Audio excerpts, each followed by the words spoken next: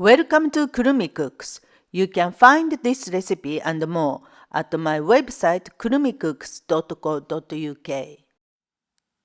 Today we are making vegan stock for ramen. This recipe makes over 2 liters of stock, so you can store leftover stock in the fridge. Here are the ingredients for my original vegan ramen stock. There will be a lot of leftover vegetables, and I'm going to show you how to reuse them in a tasty and quick vegetable soup in my next video. So you will need 3 sticks of celery, 130 grams of leek, 5 spring onions, 180 grams of turnip, 180 grams of sweet, 10 grams of ginger,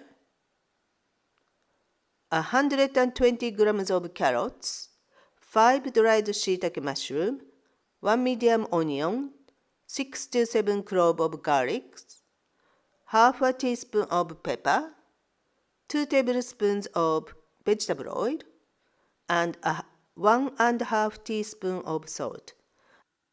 And you will need 2.5 liters of water.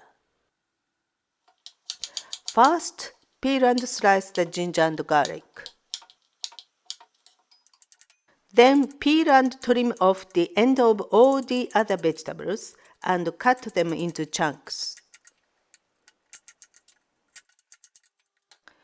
Put the oil and garlic and ginger in a large pan and stir fry for 1 minute. Add the other vegetables and stir fry another 1 minute. Then add 2.5 liters of water, salt and pepper. Bring to the boil and simmer for 90 minutes.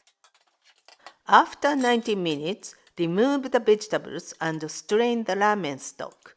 I'm going to use these vegetables for soup in my next video. Delicious vegan ramen stock. Check out my miso ramen recipe coming up. Thanks for watching. Please give me a thumbs up and subscribe to my channel here. See you again soon.